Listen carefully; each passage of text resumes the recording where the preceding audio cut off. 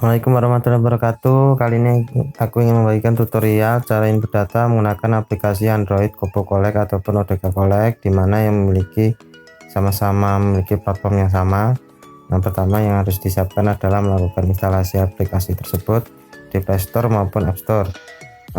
Dengan keywordnya untuk mencari aplikasi tersebut adalah Kobo Collect, lalu install, atau ODK Collect. Nah, lalu install. Jika sudah terinstall, maka langsung kita buka aplikasinya. Boleh salah satu, dimana keduanya juga memiliki tampilan dan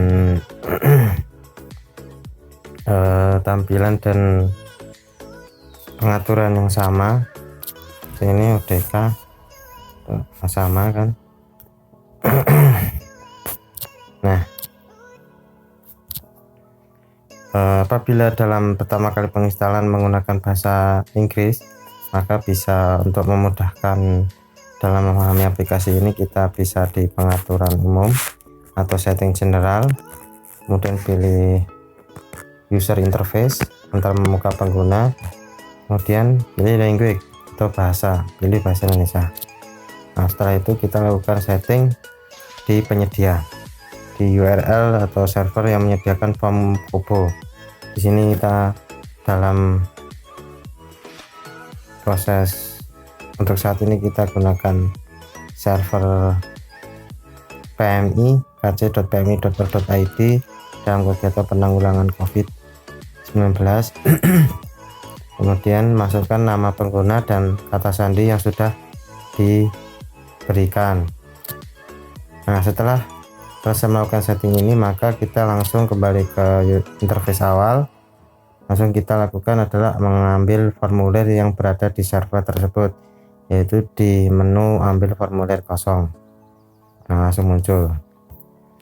Kita unchecklist dulu, kemudian kita pilih formulir yang akan digunakan seperti itu.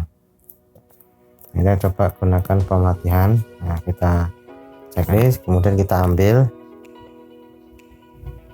Nah, setelah selesai akan tampil di isi formulir kosong. Nah, di isi formulir kosong ini sudah terlihat form yang sudah kita ambil. Kemudian kita langsung lakukan latihan penginputan data.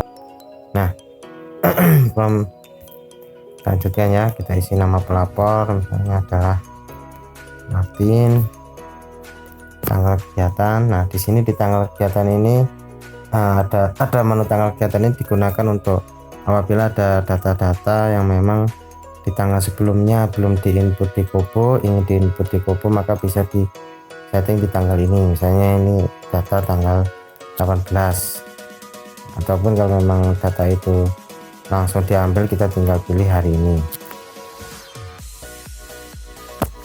Di daerahnya yang digunakan daerah contoh adalah daerah Jogja. Setelah lakukan pemilihan, lakukan geser ke kiri. Tanda bintang ini bahwa tanda field ini harus diisi. Berikan lokasi, misalnya adalah Masjid An-Nur. Nah, kegiatannya di sini ada 1 2 3 4 5 6 7 kategori jenis layanan. Nah, kita coba lihat satu-satu. Dari penyemprotan disinfektan, di sini ada kategori fasilitas dari kesehatan, pendidikan, rumah ibadah, pemerintahan. Apabila ada kategori fasilitas yang memang tidak ada di list ini namun memiliki jenis fasilitas yang sama, maka bisa dipilih yang memang mendekati, seperti halte bus. Nah, ini mendekati stasiun terminal bandara, ini bisa dipilih di sini. Tapi kalau memang benar-benar tidak ada, maka pilih lainnya, kemudian isikan yang tidak ada itu apa. Misalnya di sini yang tidak ada adalah pasal. Nah, gitu. Kita ketik penanggung jawab lokasi saat kita lakukan kegiatan siapa, misalnya Tono, nomor telepon Nah, 1 2 3 4 5 6 9. Oh, ini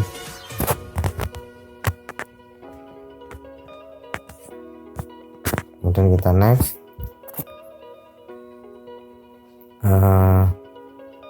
Di sini kita pilih perkiraan jumlah orang yang memang dijangkau di lokasi kegiatan tersebut. Di pasar itu rata-rata sekitar 57 atau 60. Nah, itu jumlah personel yang melakukan kegiatan saat di lokasi tersebut. Nah, itu saya laki-laki 2, perempuan 1.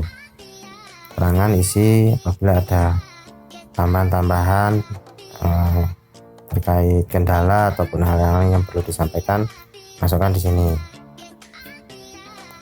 Nah, kemudian rekam GPS.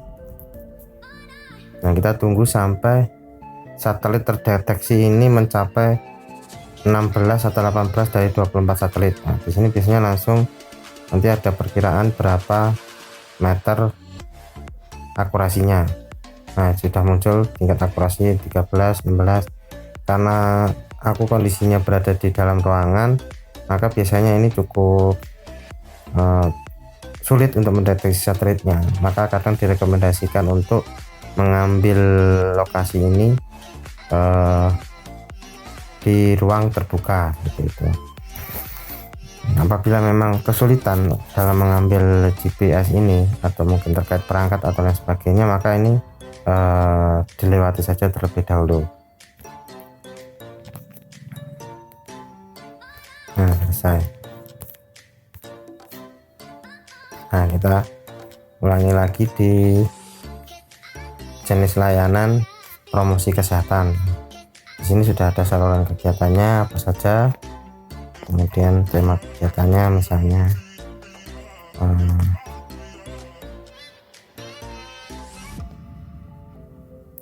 diskusi COVID. Kemudian kira-kira dari penerima manfaatnya diperkirakan berapa ya, rata-rata pendengar radio tersebut atau rata-rata yang bisa diperkirakan, misalnya rata-rata 400 atau 150 seperti itu. Jika memang tidak bisa dikategorikan laki-laki perempuan, maka diisi. Jika memang tidak bisa, defaultnya 0.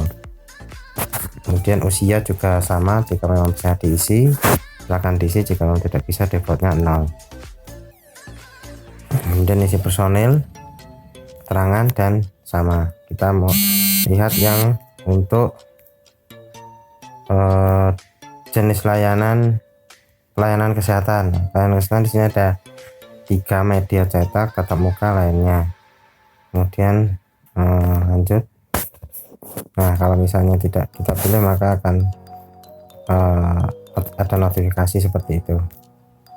Nah, kita lihat yang di psikososial. Nah, pengkategorian ini sudah dilakukan oleh tim primer. Di setiap jenis layanan akan memiliki list saluran kegiatan yang berbeda-beda. Ini untuk psikososial, untuk RFL. Nah, kita lanjut ke layanan ambulan. Layanan ambulan, pasiennya siapa, laki-laki, usia kita isi 56, jenis ambulannya apa, khusus COVID, kasus awal jika ada maka diisi, jika tidak ada ya, atau tidak diketahui karena kondisi di lapangan, maka lewatkan saja. Terus status pasien jika ada maka diisi statusnya apa, jika memang tidak diketahui maka lainnya. Baik, seperti itu. Kalau memang sudah selesai, oh ya, satu jenis layanan lagi tadi adalah distribusi barang. Distribusi barang. Ini distribusinya ada jenis barang. Di sini ada minuman, vitamin. Nah, ini hanya bisa dipilih salah satu karena untuk pendataannya adalah satu jenis barang ini, satu jenis barang ini, satu lokasi itu satu data. Misalnya minuman, seluruh kegiatannya adalah kunjungan relawan, jumlah barangnya 50, namanya per piece, lanjut namanya 50. Nah itu. Nah jika sudah, kita langsung jika memang formulir ini telah siap dikirim, langsung simpan formulir dan selesai. Jika belum siap dikirim, maka ketik di unchecklist saja. Maka formulir akan berada di sini, ubah formulir tersimpan. Nah, apabila kita sudah pastikan formulir ini sudah, data ini sudah benar, maka bisa kita checklist tanda formulir ini telah siap dikirim, simpan formulir, selesai. Maka akan muncul di sini, kirim formulir ke server Kobo. Nah jika sudah siap untuk dikirim, tinggal di checklist kemudian kirim, selesai. Ini akan langsung masuk ke lihat formulir terkini. Ini formulir yang sudah dikirim. Sampai gitu juga kita misalnya lakukan beberapa seperti itu. Nah untuk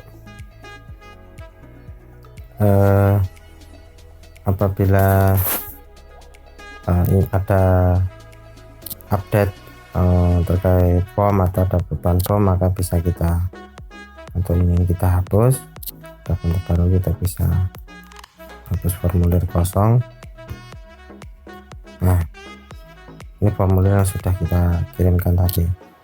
Nah ini di sini sudah tidak ada. Jika ingin mengambil lagi, kembali lagi diambil formulir kosong, kita pilih formulir yang akan kita gunakan. Nah, untuk penggunaan offline ini pastikan saat pengambilan formulir di URL ini pastikan ada jaringan, sehingga saat ambil formulir di sini, saat mengakses server, kita bisa ambil formulirnya.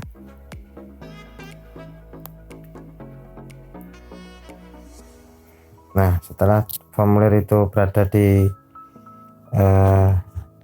menu ini, diisi formulir kosong, maka sudah berada di aplikasi, sehingga nanti ketika tidak ada jaringan tetap bisa dilakukan pengisian sampai